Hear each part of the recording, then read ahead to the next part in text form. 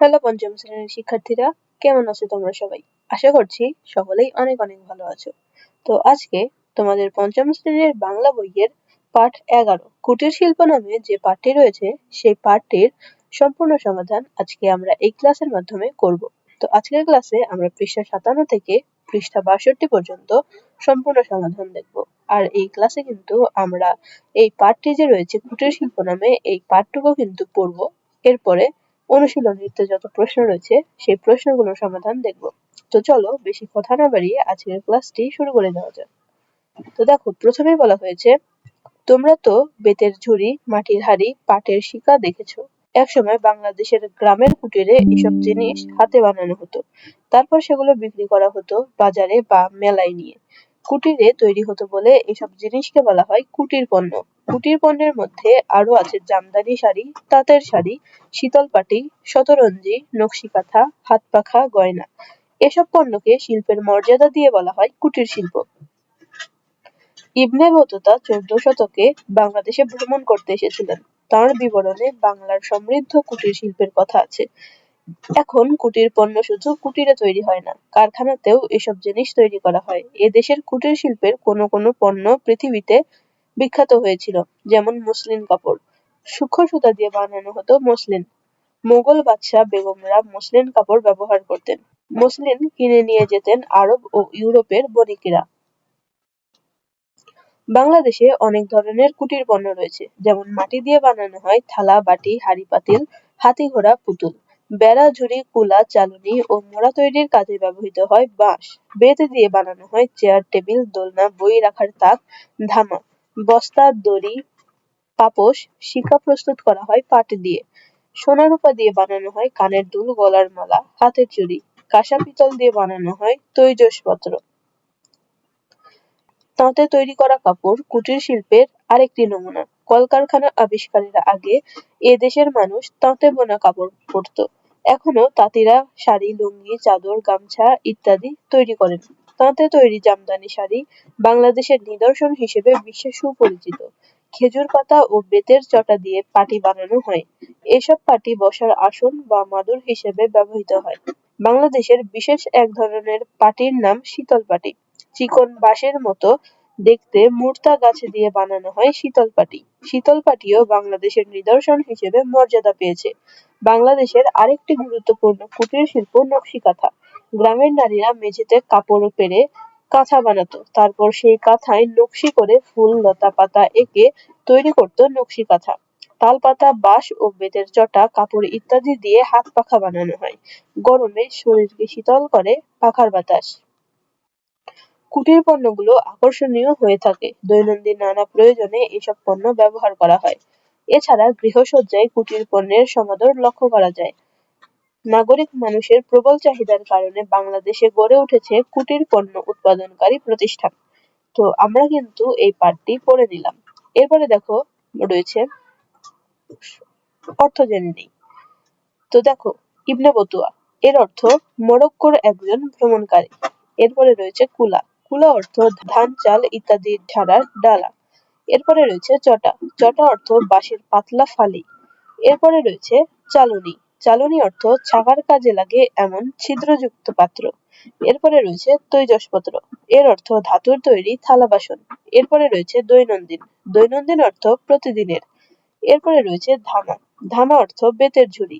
এরপরে রয়েছে নিদর্শন। নিদর্শন অর্থ নমুনা। এরপরে রয়েছে বণিক। বণিক অর্থ ব্যবসায়ী। এরপরে রয়েছে মোড়া। মোড়া অর্থ বাঁশ বা বেত দিয়ে তৈরি বসার নিচু আসন। এরপরে রয়েছে শতরঞ্জি।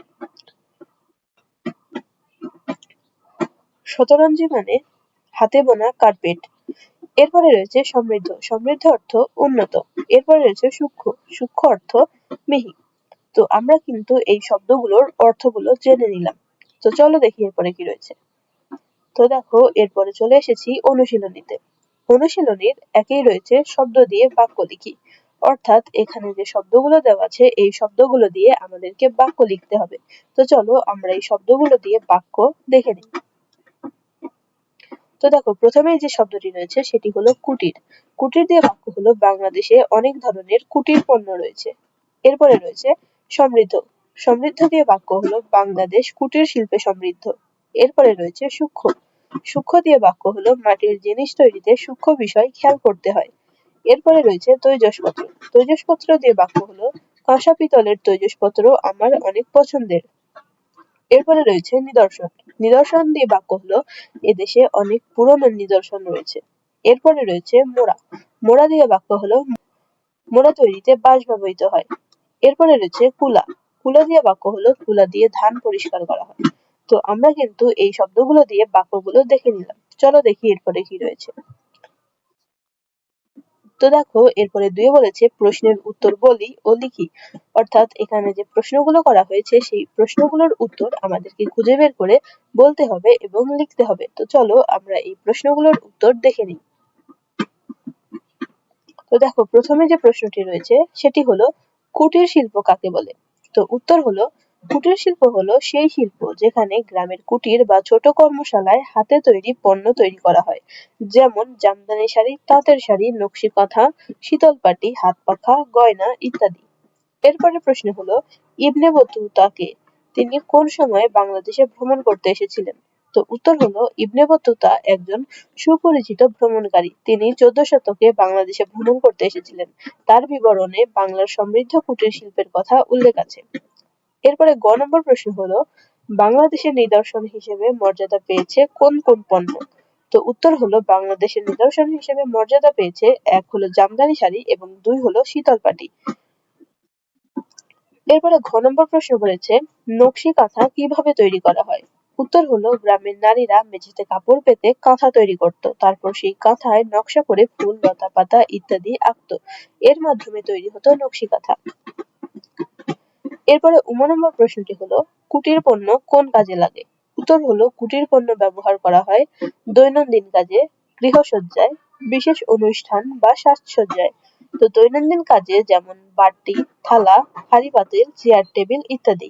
এরপর গৃহসজ্জার কাজে যেমন নকশি কাঁথা, হাত পাখা, শীতল পাটি ইত্যাদি। তো এরপরে দেখো নম্বর প্রশ্নটি হলো আমার বাড়িতে কি কি কুটির পণ্য রয়েছে তার তালিকা তৈরি করি। তো দেখো আমাদের বাড়িতে কি কি কুটির পণ্য রয়েছে তার তালিকা হলো জামদানি শাড়ি, নকশি কাঁথা, শীতল পাটি, হাত পাখা, মাটি বা কাঁসার তৈরি থালা বাটি, বেতের চেয়ার বা টেবিল। তো আমরা কিন্তু এই সকল প্রশ্নগুলোর উত্তর দেখে নিলাম। তো চলো দেখি এরপরে কি রয়েছে। তো দেখো এরপর তিনি বলেছে একটি বাক্য ভেঙে দুটি বাক্য বানাই। অর্থাৎ এখানে যে বাক্যগুলো দেওয়া আছে এই একটি বাক্য ভেঙে আমাদেরকে দুটি বাক্যে পরিণত করতে হবে। তো চলো আমরা দেখে নেই কিভাবে আমরা একটি বাক্য ভেঙে দুটি বাক্য বানাতে পারি। তো দেখো প্রথম বাক্যটি হলো ইবনে বতুতা বাংলাদেশে ঘুরে সমৃদ্ধ কুটির শিল্পের কথা লিখেছেন। তো প্রথমে আমরা এইটুক বাক্য ভাঙবো। এইটুক বাক্য ভেঙে লিখবো ইবনে বতুতা বাংলাদেশ ঘুরেছেন। এরপরে আমরা এইটুক বাক্য ভাঙবো। তো এইটুক বাক্য ভেঙে আমরা লিখবো তিনি বাংলার সমৃদ্ধ কুটির শিল্পের কথা লিখেছেন। এরপরের বাক্যটি হলো কুটির পণ্যের ব্যবহার বাড়ানোর মধ্যে দিয়ে এর সমৃদ্ধি ঘটতে পারে। তো আমরা প্রথমে এইটুকু বাক্য ভাঙবো যে কুটির পণ্যের ব্যবহার বাড়ানোর। এটুক ভেঙে আমরা লিখবো কুটির পণ্যের ব্যবহার বাড়াতে হবে। এরপরে আমরা এইটুকু বাক্য ভাঙবো। এইটুকু বাক্য ভেঙে আমরা লিখবো তবেই এর সমৃদ্ধ ঘটতে পারে। এরপরের বাক্যটি হলো আমি বৈশাখী মেলায় গিয়ে নানা রকম কুটির পণ্য দেখেছি। তো প্রথমে আমরা এইটুকু বাক্য ভাঙবো যে আমি বৈশাখী মেলায় গিয়ে। তো এইটুকু বাক্য ভেঙে আমরা লিখবো আমি বৈশাখী মেলায় গিয়েছিলাম। এরপরে আমরা এইটুকু বাক্য ভাঙবো। এই বাক্যটি ভেঙে লিখবো সেখানে নানা রকম কুটির পণ্য দেখেছি। এরপরে ঘ নম্বর বাক্যটি হলো কুটির শিল্পে পুঁজি কম লাগে এবং স্থানীয় কাঁচামাল ব্যবহার করা হয়। তো আমরা প্রথমে এইটুকু বাক্য ভাঙবো। এইটুকু বাক্য ভেঙে লিখবো কুটির শিল্পে পুঁজি কম লাগে। এরপরে আমরা এইটুকু বাক্য ভাঙবো। এইটুকু বাক্য ভেঙে লিখবো এক্ষেত্রে স্থানীয় কাঁচামাল ব্যবহার করা হয়। এরপরে নম্বর প্রশ্নটি হলো হাত পাখাটি দামে সস্তা হলেও ভালো বাতাস দেয়। তো প্রথমে আমরা এইটুকু বাক্য ভেঙে লিখবো হাত পাখাটি দামে সস্তা। এরপর আমরা এইটুকু বাক্য ভেঙে লিখবো কিন্তু ভালো বাতাস দেয়। তো আমরা কিন্তু দেখে নিলাম কিভাবে একটি বাক্য ভেঙে আমরা দুইটি বাক্যে রূপান্তরিত করতে পারি। এরপরে চলো দেখি কি রয়েছে। তো খেয়াল করো এরপর ৪ বলেছে কুটির পণ্যের নাম ও ব্যবহার লিখি। তো এখানে আমরা বিভিন্ন কুটির পণ্যগুলোর নাম লিখবো এবং এখানে যে কাজে লাগে অর্থাৎ সেই কুটির পণ্যগুলো কি কি কাজে লাগে সেই কুটির পণ্যের ব্যবহারগুলো আমরা এই ছকগুলোতে লিখব। তো চলো আমরা এই ছকটি পূরণ করে ফেলি। তো দেখো প্রথমে যে পণ্যটি রয়েছে কুটির পণ্য, সেই কুটির পণ্যটির নাম হলো পুতুল। পুতুল আমাদের খেলার কাজে লাগে। এরপরে যে শব্দটি রয়েছে সেটি হলো চেয়ার। চেয়ার আমাদের বসার কাজে লাগে। এরপর যে কুটির পণ্য সেটি হলো শাড়ি। শাড়ি হলো পরিধানের কাজে ব্যবহার করা হয়। এরপরে যে কুটির পণ্য সেটি হলো থালা। থালা খাবারের কাজে ব্যবহার করা হয়। এরপরে কুটির পণ্য হলো গলার মালা। গলার মালা সৌন্দর্য বৃদ্ধির কাজে ব্যবহার করা হয়। এরপরে যে কুটির পণ্যটি হলো মোড়া। মোড়া বসার কাজে ব্যবহার করা হয়। এরপরের পণ্যটি হলো হাত পাখা। হাত পাখা বাতাস করার কাজে ব্যবহার করা হয়। এরপরে রয়েছে তাক। তাক জিনিসপত্র রাখার কাজে ব্যবহার করা হয়। তো আমরা কিন্তু দেখে নিলাম কোন কুটির পণ্যটি কি কি কাজে ব্যবহার করা হয়। তো চলো দেখি এরপরে কি রয়েছে। এরপরে ৫ বলেছে পেশার নাম লিখি। অর্থাৎ এখানে কিছু পেশার কথা বলা হয়েছে। এর মধ্যে কোন কাজটি কোন পেশার মানুষ করে সেই পেশার নামগুলো এখানে লিখতে হবে। তো চলো আমরা এটির সমাধান দেখে নিই। তো দেখো প্রথমে রয়েছে যারা চাষ করে, এই পেশার নাম হলো চাষী। এরপরে যারা মাছ ধরে, এই পেশার নাম হলো জেলে। এরপরে যারা নৌকা চালায়, এই পেশার নাম হলো মাঝি। এরপরে যারা লোহা দিয়ে জিনিস বানায়, এই পেশার নাম হলো কামার। এরপরে যারা মাটি দিয়ে জিনিস বানায়, এই পেশার নাম কুমার। এরপরে রয়েছে যারা তাঁত কাপড় বোনে, এই পেশার নাম হলো তাঁতি। এরপরে রয়েছে যারা গাড়ি চালায়, এই পেশার নাম হলো চালক। এরপরে রয়েছে যারা চাকরি করে, এই পেশার নাম হলো চাকরিজীবী। এরপরে রয়েছে যারা শিক্ষকতা করে, এই পেশার নাম হলো শিক্ষক। এরপরে রয়েছে যারা সোনার গয়না বানায়, এই পেশার নাম হলো স্বর্ণকার। তো আমরা কিন্তু দেখে নিলাম কোন পেশার মানুষ কি কাজ করে। চলো দেখি এরপরে কি রয়েছে। তো দেখো এরপর ৬ বলেছে কাজ বোঝায় এমন শব্দ বাছাই করে লিখি। তো চলো আমরা প্রথমে এই অনুচ্ছেদটি পড়বো এবং এই অনুচ্ছেদ পড়ে আমাদেরকে বুঝতে হবে যে এর মধ্যে কাজ বোঝায় এমন শব্দ কোনটি। সেই শব্দগুলো আমাদের বাছাই করে এইখানে লিখতে হবে। তো চলো আমরা এটার উত্তর দেখে নিই। তো প্রথমে আমরা এই অনুচ্ছেদটি পড়ে নিই। নবীন তার মামা মামির সঙ্গে মেলায় এসেছে। সে মামার হাত ধরে রেখেছে। মেলায় অনেক রকম জিনিস সে দেখতে পাচ্ছে। এগুলো দেখে তার ভালো লাগছে। হঠাৎ মামি বললেন, নবীন, নাগরদোলায় চড়বে? নবীন মাথা নাড়িয়ে সায় জানালো। মামা ১০ টাকা দিয়ে টিকিট কাটলেন। নবীন ভয়ে ভয়ে নাগরদোলায় চলল। এরপর চরকির মতো ঘুরতে লাগলো নাগরদোলা। তো দেখো এই অনুচ্ছেদে যে শব্দগুলো দিয়ে কাজ বোঝাচ্ছে সেগুলো হলো এসেছে, ধরে রেখেছে, দেখতে পাচ্ছে, লাগছে, চড়বে, জানালো, কাটলেন এবং ঘুরতে লাগলো। তো আমরা কিন্তু দেখে নিলাম এই অনুশীলনীতে কোন শব্দ দ্বারা কাজ বোঝাচ্ছে। তো দেখো আমাদের কিন্তু এই পাঠটি শেষ হলো।